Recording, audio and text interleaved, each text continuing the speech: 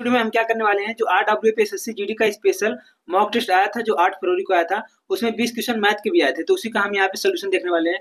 तो video class में बताइएगा कि क्लास कैसी रही। चलो शुरू करते हैं। तो हमारा पहला प्रश्न है, कह रहा कि वो बड़ी से बड़ी संख्या कौन सी है जो 460 460 491 491 553 को विभाजित करती है और प्रत्येक बार 26 शेषफल बचता है। कह रहा कि वो बड़ी से बड़ी संख्या बताइए जो इसको और इसको विभाजित करने पर भाग देने पर कट जाएगा, लेकिन 26 शेषफल बचेगा। ठीक है, तो हम क्या करेंगे, 460 में से 26 माइनस करेंगे तो आएगा 4, यहाँ पे आ गया हमारा 3, 434। अब 491 से 26 माइनस करेंगे तो यहाँ पे आ गया 5, यहाँ पे आ गया 6, 465। अब 26 इसमें से माइनस करेंगे तो यहाँ पे आ गया हमारा 7, यहाँ पे आ गया हमारा 2, यहाँ पे आ गया 5, 527 आ गया। ठीक है, तो अब इन तीनों का हमें एचसीएफ बताना है, इन तीनों का हमें एचसीएफ बताना है। ठीक है, तो वो नंबर हमारा निकल जाएगा। तो एचसीएफ कैसे निकालते हैं, इनके बीच का गैप देखेंगे। तो इनके बीच का गैप कितना है, एक, मतलब इसको इसमें से इसको घटाएंगे, इसमें से इसको घटाएंगे तो 1, 31। इसका गैप देखेंगे तो ये आ गया हमारा कितना आ गया 2, ये आ गया 4, 42। सॉरी, तो ये 42 नहीं आएगा, ये 62 आएगा, क्योंकि यहाँ पे 12 हो जाएगा ना, 62 आएगा। तो हम देख रहे हैं इनके बीच का कॉमन जो है 31 है, यानी 31 ही इसका एचसीएफ हो गया, 31 ही इसका एचसीएफ हो गया। तो 31 ही वो नंबर है जो इन तीनों को अगर भाग देंगे तो हमारा 26 शेषफल बचेगा। ठीक है, तो ये इसका आंसर है। आगे हमारा प्रश्न है, प्रश्न नंबर 2 सरलीकरण का है, तो हम इसे सॉल्व कर लेते हैं। तो सबसे पहले इतने को सॉल्व करेंगे तो 84 नीचे में आ जाएगा, 84 बटे हो जाएगा 32 गुणे 8, तो 8 चौको 32, 4 दूना 8, 4 कम 4 माइनस। ठीक है, अब ये देखो इसको करेंगे तो यहाँ से -16 आएगा, यहाँ से -16 आएगा, यहाँ से -16 आएगा। ठीक है, तो ये माइनस इसको प्लस कर देगा तो ये हो जाएगा प्लस। अब 15 बटे में 8 है, गुणे में 16 है, तो 8 दूना 16, 15 दूना 30। ठीक है, तो ये आ गया हमारा 51, ये इसका आंसर आ गया 51। ठीक है, आगे हमारा प्रश्न है, प्रश्न नंबर 3 कह रहा है कि 280 का, प्रश्न नंबर 3 क्या बोल रहा है, 280 का के परसेंट, के मतलब 100 के बटे 100, के बटे 100 बराबर है 350 के 50% के, 350 के 50% के बराबर है। ठीक है, अब यहाँ से हमें के का मान निकालना है, तो 100 से 100 कट गया, 0 से 0 कट गया, 7 चौको 28, 7 पाँच 35, तो ये आ गया 250 बटे में 4 इधर आएगा 4, ये के का मान आ गया। तो यहाँ से आप के का मान निकालो, 4 छक 24, 4 दूना 8, 4 पाँच 20, यानी 62.5, ये के का मान आ गया। प्रश्न नंबर 4 है, थोड़ा सा कैलकुलेटिव है बस। ठीक है, कह रहा है कि एक दुकानदार ने एक मशीन 70,000 में खरीदी, एक दुकानदार ने एक मशीन 70,000 में खरीदी और उस पर 5,000 का अतिरिक्त व्यय किया। अब इसे छोड़ देते हैं। कह रहा है कि यदि उसने मशीन को 15% कम में खरीदा, ये जो 70,000 में खरीदा है, अगर इसे 15% कम में खरीदता, तो अगर इसका 15% कम करेंगे तो केवल 85% बचेगा, तो इसका हम 85% निकाल लेते हैं, 15% कम करने के बजाय 85% निकाल लेते हैं। तो 2 जीरो कट गया, 2 जीरो आ गया, 7 5 35 के 5, 7 8 56, 3 59। ठीक है, 59,000 आ गया। कह रहा कि अगर हम इसे 70,000 में ना खरीद कर 59,000 में खरीदा होता तो उसे 15% का लाभ होता। तो देखो ये जो 59,500 में खरीद रहा है और प्रश्न में कहा है कि 5,000 का अतिरिक्त व्यय भी करता है, तो सबसे पहले 5,000 इसे जोड़ देते हैं इसमें।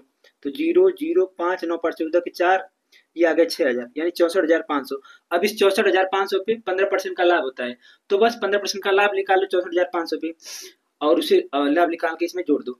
तो 15% निकालेंगे, इसका कितना आएगा, 2 जीरो कट गया, 15 5 75 के 5 हासिल 7, 5 को 60, 7 67 के 7 हासिल 6, 15 छक्का 90, 15 छक्का 90 96, इसमें जोड़ दो। तो 5 7 1 9 4 13 14 7, 74,175, ये इसका आंसर है। ठीक है, तो इतने में बेचेंगे तो हमें 15% का लाभ होगा। आगे प्रश्न है, प्रश्न नंबर 5 आसानी है, कार्य और समय का है। कह रहा है कि ये किसी कार्य के 75% भाग को 30 दिन में करता है। ये किसी कार्य के 75%, 75 को फ्रैक्शन में चेंज करेंगे तो 25 75, 25 चौको 100, तो कह रहा है 75% कार्य को 30 दिन में, यानी 3 काम को 30 दिन में करता है, तो टोटल काम 4 है। 4 काम कितने दिन में करेगा, 40 दिन में, 40 दिन में करेगा। ठीक है, तो ए किसी काम को 40 दिन में करता है, तो ए का मान आ गया 40, ए किसी काम को 40 दिन में करता है। ठीक है, आगे प्रश्न कह रहा है कि जबकि बी उसी कार्य के 50% भाग को, बी उसी कार्य के 50%, 50 को फ्रैक्शन में चेंज करेंगे तो आएगा 1/2, 50% भाग को 18 दिन में, यानी एक का मान 18 है तो 2 का मान आ गया 36, यानी बी उसी काम को 36 दिन में करता है, 36 दिन में करता है। ठीक है, अब एक ऐसा नंबर लेंगे जो इन तीनों से दोनों से कट जाए, तो वो नंबर ले लेते हैं हम 360, 360, 360 ले लेते हैं। ठीक है, 360, तो अगर टोटल काम है 360, ये अगर 40 दिन में करता है तो हर दिन कितना काम करेगा? 9। 360 को 40 से भाग देंगे तो आएगा 9। इसी तरह ये आ जाएगा 10। ठीक है, अब आगे प्रश्न कह रहा है कि यदि वे 60 मिलकर कार्य करते हैं तो कार्य का कितना भाग एक दिन में पूर्ण होगा? तो टोटल काम है 360 और ये दोनों करते हैं एक दिन में कितना काम? 10 और 9 19, और एक दिन में कितना होगा? तो ये इसका आंसर आ जाएगा। सॉरी ये उल्टा हो गया। टोटल काम जो है 360 है, क्योंकि हमें भाग पूछा है और एक दिन में 19 काम होता है, तो 19/60 ये इसका आंसर आ जाएगा। देखो आगे प्रश्न हमारा 6 ये भी बताता हूँ। कह रहा है कि 16.5% समेत लाभ एक वस्तु का विक्रय मूल्य 466 है। कह रहा है कि 16.5% का लाभ होता है तो एक वस्तु का विक्रय मूल्य 466 है। तो 16.5% को फ्रैक्शन में चेंज करेंगे तो चेंज कर लो, 16.5 बटे में 100। अब ये दशमलव हटाएंगे तो नीचे एक और जीरो हो जाएगा, 5 से काट देंगे, 5 1 15, 5 1 15, 5 दूना 10, तो 33/200 आ गया। तो मान लेते हैं कि जो हमारा पहले मूल्य रहा होगा वो 200 रहा होगा, तो 200 पे 33% का लाभ होगा तो कितना हो जाएगा? 233 हो जाएगा। 233 हो जाएगा। 200 पे 33 का लाभ 233, इसी का मान प्रश्न में दे रखा है 466। इससे कितना गुना जाते? तो इससे 2 गुना जाते, इससे 2 गुना जाते, तो इसका मान कितना हो जाएगा? ये भी इससे 2 गुना जाते 400 हो जाएगा। 400 हो जाएगा। तो हमारा क्रय मूल्य आ गया 400, विक्रय मूल्य हमारा इतना दे रखा था। अब आगे प्रश्न में कह रहा है कि अगर उस वस्तु को 330 में बेचें, 330 में बेचें तो हमें कितने % का नुकसान होगा? तो देख रहे हैं 400 की वस्तु 330 में बेची जा रही है, कितने का नुकसान हो रहा है? 70 रुपए का। 400 पे परसेंटेज के लिए 100 से गुणा, 2 जीरो से 2 जीरो कट गया। अब 70 को 4 से भाग दे दो तो 4 एकम 4 बचेगा 3, 4 7 28, 4 5 20, 17.5% का नुकसान होगा। ठीक है, आगे प्रश्न नंबर 7 क्या बोल रहा है? कह रहा है कि y अनुपात 196, y अनुपात 196 मतलब y बटे 196 बराबर दे रखा है 196/84, 196/784, y का मान बताना है। तो 196 उधर लेके जाएंगे तो ये इधर गुणा में हो जाएगा 196, बस यहाँ से y का मान निकाल लो। देख रहे हैं कि ये 14 से कट रहा है, 14 से काटेंगे तो 14 बार जाएगा, इसको काटेंगे 14 5 से 70, 4 चौक 84, फिर 14 चौक को 56, फिर इसको काट देंगे 4 चौक को 16, 4 9 36, 49 आ गया। तो y बराबर आ गया हमारा 49, ये इसका आंसर है। ठीक है, आगे हमारा प्रश्न है प्रश्न नंबर 8। क्या बोला? कह रहा कि 8070 को 3 भागों में इस प्रकार विभाजित किया जाता है। 1870 हमारा रुपया दे रखा है। कह रहा कि इसको 3 भागों में बांटा जा रहा है ताकि पहले भाग का आधा, तो मान लेते हैं कि 3 भाग ए बी सी, 3 भाग है, ए बी सी में बांटा जा रहा है। कह रहा है पहले भाग का आधा यानी ए का आधा यानी a/2। कह रहा है कि दूसरे भाग का 1/3 यानी b का 1/3 यानी b/3। कह रहा है कि तीसरे भाग का 1/6 के बराबर यानी c का c/6। ये आपस में बराबर है, ये आपस में बराबर है। तो बता दूं कि जो अनुपात का नियम होता है कि अगर ऊपर कोई a b c या x y z कुछ भी दे रखा हो और नीचे नंबर दे रखा हो, तो ऊपर कुछ भी मल्टीप्लाई में अंक नहीं है तो नीचे जो है वही हमारा ABC का अनुपात हो जाएगा। तो ABC का अनुपात आ गया 2:3:6, ये ABC का अनुपात आ गया। ठीक है, ABC का अनुपात आ गया, तो इसको जोड़ लेते हैं हम। तो 3 2 5 6 5 11, टोटल आ गया 11। इसी का मान प्रश्न में दे रखा है 1870। तो 1 यूनिट का मान आ जाएगा 11 पे हम 11, 11 7 77, 170। ठीक है, तो हमसे ABC का मान पूछा है तो A का मान हो जाएगा 70, 2 में 170 का गुणा करेंगे, 70 दूना 34, 340, 70 3 51, 70 6 102, 102। तो ABC का मान आ गया इतना आ गया। ठीक है, तो ये हमारा आंसर है। आगे हमारा प्रश्न है प्रश्न नंबर 9। कह रहा है कि 6000 का लेबल मूल्य, कोई चीज है जिसका दाम है 6000 रुपए। कह रहा है कि उस पर 2 छूट दी जाती है, 2 क्रमागत छूट की वजह से वह मूल्य घटकर कितना हो जाएगा? यदि छूट 10% और 20% है, एक छूट है 10% और दूसरी छूट है 20%, तो 10 को फ्रैक्शन में चेंज करेंगे तो आएगा 1/10, इसको फ्रैक्शन में चेंज करेंगे तो आएगा, या तो आप ऐसे भी निकाल सकते हो, जैसे इसको छोड़ो 10 और 20 का हम एकल छूट निकाल लेते हैं, तो x प्लस वाई प्लस होता है एक्स गुणे वाई बटे 100, इस पे हम इसी पे लगा देंगे। ठीक है, तो 10 और 20 को जोड़ेंगे तो आएगा 30, माइनस 10 गुणे 20 करेंगे, 10 गुणे 20 करेंगे बटे में 100 करेंगे, तो यह कट गया तो 2 आ गया।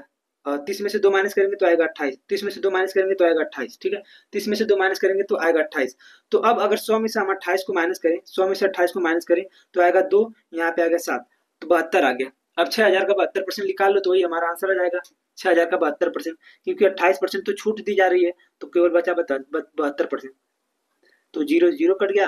अब 0 6 2 12 2 7 7 42 43, ये इसका आंसर आ गया। ठीक है, आगे हमारा प्रश्न है प्रश्न नंबर 10 बोल रहा है कि 1500 मीटर की एक वृत्ताकार दौड़ में एक दौड़ हो रही है जो कि 1500 मीटर की है। ये जो पूरा ट्रैक है ये 1500 मीटर का है, ये 1500 मीटर का है। एक गोलाकार वृत्त पे दौड़ हो रही है। कह रहा कि अनिल बलाल से एक बिंदु से एक ही समय पर क्रमशः, एक अनिल है, यहाँ पे अनिल है और यहाँ पे बलाल है, ये दोनों एक ही समय पर इसी दिशा में दौड़ना शुरू करते हैं। अनिल जो है 36 की स्पीड से दौड़ता है और बिलाल 54 की स्पीड से दौड़ता है, 54 की स्पीड से दौड़ता है, 54 किलोमीटर की स्पीड से। कह रहा कि जब वो एक ही दिशा में दौड़ रहे हैं तो ट्रैक पर पहली बार दोबारा कब मिलेंगे। देखो जब कोई चीज एक ही दिशा में जा रही है तो उनकी जो चाल होती है वो माइनस हो जाएगी। तो अगर 54 में से 36 माइनस करेंगे तो कितना आएगा, 54 में से 36 माइनस करेंगे तो 18 आएगा, 18 आएगा। अब आपको पता है कि चाल बराबर होता है दूरी बटा समय, तो दूरी हमारा दे रखा है 1500, 1500 समय हमसे पूछा है, तो चाल से हम क्या करेंगे, इसको भाग देंगे, चाल 18 है और 5 बजे 18 से हम इसमें गुणा कर देंगे। क्यों, क्योंकि हमें मीटर प्रति सेकंड में चेंज करना है, तो 18 ऊपर चला जाएगा। बस यहाँ से हमारा निकल के आ जाएगा समय। तो 18 से 18 कट गया, 5 से 15, तो आ गया 300 सेकंड, 300 सेकंड। यानी कि जब वो दोबारा मिलेंगे तब 300 सेकंड के बाद ही मिलेंगे। ठीक है, तो ये इसका आंसर है। आगे हमारा प्रश्न है प्रश्न नंबर 11। 11 बोल रहा है कि रवि ने वेतन में 50% की कमी की और बाद में 50% की वृद्धि की, तो उसके अंतिम वेतन में कितने की तुलना हुई। इसका तो एक सूत्र होता है डायरेक्ट, कभी भी 50% और 50% दो छूट दे तो उसका एक सूत्र होता है कि जो दिया है 50 इसी का वर्ग कर दो बटे में 100 कर दो, तो इसका वर्ग करोगे तो आएगा 2500, 2500 बटे में 100, डबल जीरो कट गया, ये हमेशा माइनस होगा, यानी 50%, 25%, ये इसका आंसर आएगा। ठीक है, ये इसका सूत्र होता है। या तो फिर आप इस तरह कर लो, जैसे 50% की पहले वृद्धि हो रही है तो 50 को फ्रैक्शन में चेंज करोगे तो आएगा 2, तो 2 पे वृद्धि यानी 2 पे 1 की वृद्धि, 50% की पहली कमी, तो 2 पे 1 की कमी 1 हो गया, फिर 2 पे 1 की वृद्धि 3 हो गया, तो ये आ गया आपका 4, 2 दूना 4, ये आ गया 3, तो 4 पे 1 की कमी, 4 पे 1 की कमी, परसेंटेज के लिए 100 से गुणा तो आएगा 25%। ठीक है, ऐसे भी कर लो, ऐसे भी कर लो। ठीक है, अब आगे हमारा प्रश्न है प्रश्न नंबर 12 सलीकड़ का। हालांकि इसको बताना टाइम की बर्बादी है, तो देखो 16/7 इसको करेंगे 7 दूना 14, 2/7 आ गया, ये 2/7 आ गया, 2/7 आ गया। अब सब गुणा में दे रखा है, तो सब गुणा में दे रखा है 2/7, 2/7। अब ये क्या होगा, ये जो भाग है तो ये उल्टा हो जाएगा, तो 15/16 हो जाएगा। बाकी सब आपका गुणा में दे रखा है, सब ये हटा देंगे तो सब गुणा में है, तो बस इसे काट लो, ये 2/7 रहने दो, सब काटो इसको, तो काट लेते हैं हम यहाँ से।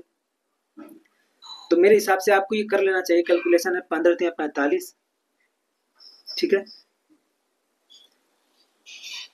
24, ये 8 दूना 16, 8 त्रिके 24। ठीक है, ये 2 से 2 कट गया, 7, 7 7 49। ठीक है, 7 7 49, ये 6 दे रखा है हमारा, फिर ये काट देते हैं 5 3 15, 5 3 15, फिर 3 3 के 9, 9 3 27, 27 3 81, फिर 3 3 के 9, फिर 3 3 के 9 आ गया। ठीक है, फिर 3 3 के 9, अब देखो 7 ऊपर है, अब ये 2 है, 3 दूना 6, 3 दूना 6, तो 7/2 हमारा ये बच गया। ठीक है, तो ये इसका आंसर है। एक सवाल हमारे यहाँ पे 13, यहीं पे बताता हूँ, बहुत छोटा सवाल है। कह रहा कि दो संख्याओं का अनुपात 3:4 है, 3:4 है और उनका एलसीएम 480 है, उनका एलसीएम 480, तो महत्तम यानी उनका एचसीएफ बताना है। तो मान लो कि वो संख्या 3x से 4x है, तो अगर इनका एलसीएम निकालना होगा, एलसीएम निकालना होगा तो कैसे निकालोगे, तो पहले जो कॉमन होगा x गुणे 3 गुणे 4, ये इसका एचसीएफ आ गया, एलसीएम आ गया, जो कि हमें प्रश्न में 480 दे रखा है। तो x का मान यहाँ से निकाल लो, तो 12 से काटेंगे तो 12 चौक 48 आ गया 40, तो यही इसका एचसीएफ हो जाएगा, जो कॉमन होता है दोनों में वही उसका एचसीएफ हो जाता है। इसका आप डायरेक्ट भी निकाल सकते थे, ये एक्स मानने की जरूरत नहीं है, 3 चौक को 12 करते, 12 से 480 को भाग देते, जो आता वही इसका एचसीएफ हो जाता। ठीक है, तो ये इसका आंसर है। देखो आगे प्रश्न हमारा 14, कह रहा है कि राही ने किसी बैंक में 600 की धनराशि को जमा किया, 600 की धनराशि को जमा किया। कह रहा है कि उसे 8%, उस पर 8% प्रतिवर्ष साधारण ब्याज प्राप्त करना है, यदि राही ने 5 साल के लिए, राही ने 5 साल के लिए, तो हमसे पूछा है साधारण ब्याज, तो साधारण ब्याज यहाँ से निकल जाएगा, तो डबल जीरो कट गया, 8 5 40, 4 7 24, 240 आ गया, ये इसका आंसर है 240। आगे हमारा प्रश्न है प्रश्न नंबर 15। प्रश्न नंबर 15 कह रहा है कि ये अकेले किसी कार्य को 39 दिन में कर सकता है, ये अकेले किसी कार्य को 39 दिन में कर सकता है, बी अकेले उसी कार्य को 62 दिन में कर सकता है। तो ये वाला जो प्रश्न है, बी अकेले उसी कार्य को 62 दिन में कर सकता है, ये प्रश्न मैंने बहुत ट्राई किया लेकिन ये नहीं लग रहा था, तो ये प्रश्न कहीं ना कहीं गलत है। ठीक है, तो आप लोग इसका टेंशन मत लेना, ये गलत है, इसको हम छोड़ देते हैं। इसमें या तो डाटा गलत दिया हो या जो भी दिया हो, मैंने अभी सोल्यूशन नहीं देखा है। आगे प्रश्न है प्रश्न नंबर 16, कह रहा है कि 10 सेंटीमीटर व्यास वाले एक बेलन का संपूर्ण पृष्ठीय क्षेत्रफल 330 वर्ग सेंटीमीटर है, बेलन की ऊंचाई, तो बेलन की जो त्रिज्या हो जाएगी वो 10 सेंटीमीटर व्यास है ना, तो 2r का मान 10 दे रखा है, तो r का मान यहाँ से हो जाएगा 5। और आपको पता है कि संपूर्ण पृष्ठीय क्षेत्रफल क्या होता है, 2πRh प्लस 2πr²। जैसे ये बेलन हो गया तो संपूर्ण पृष्ठीय क्षेत्रफल का मतलब ये वाला पूरा क्षेत्रफल और इसका क्षेत्रफल और इसका क्षेत्रफल, तो 2πr² हो गया। तो यहाँ से 2πr कॉमन लेंगे तो बचेगा h प्लस r। इसी का मान प्रश्न में दे रखा है 330, ठीक है 330। अब यहाँ से निकाल लो तो इसको काट देंगे हम, यहाँ से 2 गुणे 22/7 रख देते हैं। r का मान हमारा 5 है तो h प्लस 5 बराबर 330। तो काटेंगे 11 दूना 22, 11 दूना 33। अब 30 ये चला जाएगा हमारा बट्टे में, 4 चला जाएगा बट्टे में और ये हो जाएगा 7 उधर, ठीक है। और ये 5 चला जाएगा बट्टे में, यहाँ पे 5 चला जाएगा बट्टे में। तो h प्लस 5 बराबर आ गया ये, तो 5 चौको 20, तो 0 0 कट गया, ये आ गया 7 त्रिक 21/2, 7 त्रिक 21/2। तो h 5 उधर जाएगा तो -5 हो जाएगा, तो 5 दूना 10, ये आ गया 11/2, तो आ गया 5.5, 5.5 ये इसका आंसर है। आगे हमारा प्रश्न है प्रश्न नंबर 17 कह रहा है, देखो कह रहा है कि ए बी का अनुपात 3:5, ए और बी का अनुपात 3:5 दे रखा है, 3:5 दे रखा है। सी बी का अनुपात दे रखा है तो हम इसे बीसी लिख सकते हैं। बीसी लिखेंगे तो अनुपात आ जाएगा 2 और 3, अनुपात आ गया 2 और 3, 2 और 3, ठीक है। आगे दे रखा है सी और डी का अनुपात 5 और 6, सी और डी का अनुपात 5 और 6, 5 और 6 दे रखा है, 5:6 दे रखा है। तो हमसे ए और डी का अनुपात पूछा है, ए और डी का अनुपात पूछा है, ठीक है। तो बता दूं कि कभी भी अनुपात में पहले और लास्ट का अनुपात पूछे तो क्या करना चाहिए, सीधे सीधे इधर का गुणा सीधे सीधे इधर का गुणा कर देंगे तो अनुपात आ जाएगा। इधर का गुणा करेंगे 5 दूना 10 30, अनुपाते 36 18 5 90, आ गया 90। तो ये ए और डी का अनुपात डायरेक्ट आ जाएगा, तो 30 से कम 30, 30 3 90, तो ये आ गया 1:3, ठीक है। तो यही इसका आंसर है।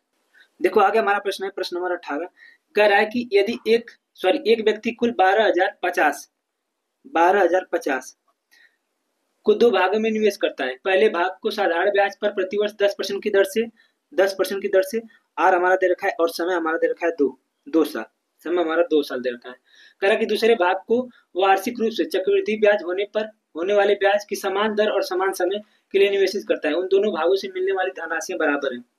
चक्रवृद्धि ब्याज पर निवेश राशि मतलब मिश्र धन इन दोनों का बराबर है। तो देखो बता दूं कि मान लो कि 2 भाग में निवेश करता है, जो साधारण ब्याज पे निवेश करता है वो हमारा ए है और जो चक्रवृद्धि ब्याज पे निवेश करता है वो हमारा धन बी है। तो ए और बी में निवेश करता है, ए और बी में निवेश करता है, ठीक है। तो अगर देखो अगर 10 साधारण ब्याज के हिसाब से अगर 1 साल का ब्याज 10 रुपए है तो 2 साल का 10% है तो 2 साल का कितना हो जाएगा, 20% हो जाएगा, 20% हो जाएगा। 20% का मतलब ये होता है कि कोई धन 100 है तो वो 20% बढ़ के 120 हो जाएगा। तो ए का 100 पे बढ़कर हो जाएगा 120, ए पे 100 का बढ़ के हो जाएगा 120, ठीक है। बराबर ये बराबर है चक्रवृद्धि ब्याज बी के बराबर है, ठीक है। तो मान लेते हैं कि चक्रवृद्धि ब्याज में क्या होता है, कोई धन 10 है, कोई धन 10 है, 10% के हिसाब से बढ़ रहा है तो 2 साल में कितना हो जाएगा। तो देखो ये तो 120 हो रहा है, तो ये भी 20% बढ़ेगा, ये 2 साल में 20% बढ़ेगा, 2 साल में 20% बढ़ेगा। लेकिन चक्रवृद्धि ब्याज में क्या होता है कि पहले साल पे भी ब्याज लगता है, तो 10% पे भी ब्याज लगेगा 10, तो ये हो जाएगा 21, ये हो जाएगा 21%। यानी 100 से ये बढ़कर हो जाएगा 121, 100 से ये बढ़कर हो जाएगा 121, यानी 100 से बढ़कर हो जाएगा 121। तो अब यहाँ से ए और बी का मान निकाल लो आप सॉल्व करके, तो यहाँ से 100 से 100 कट गया, ए बी को इधर लेके आएंगे बटे बी, वो हो जाएगा 121 बटे में 120, 121 बटे में 20, ठीक है। तो ए और बी का मान आ गया। तो अब इनको जोड़ते हैं, तो ये जोड़ेंगे आप तो ये आएगा 1 4 2, 241। इसी का मान प्रश्न में 12,050 दे रखा है, 12,050 दे रखा है, 12,050 दे रखा है। तो इसे कितना गुना ज्यादा, तो इससे 50 गुना ज्यादा, तो इससे 50 गुना ज्यादा, ठीक है। तो हमसे पूछा है कि चक्रवृद्धि ब्याज पर निवेशित राशि, तो चक्रवृद्धि ब्याज पर निवेशित राशि 120 है, तो ये भी 120 नहीं होगी, 50 गुना ज्यादा 6000 होगी। तो ये इसका आंसर है। देखो मैं बताता हूँ कहाँ पे आपको समझ में नहीं आया होगा। मान लो पहले साल जो ब्याज हमने लिया चक्रवृद्धि ब्याज 10, तो 10 से बढ़कर इसको फ्रैक्शन में चेंज करेंगे तो आएगा 1/10, तो 10 से बढ़कर हो गया 11, फिर 10 से बढ़कर हो गया 11, तो 100 हो जाएगा, ये हो जाएगा 121। तो यही हमने यहाँ पे किया है।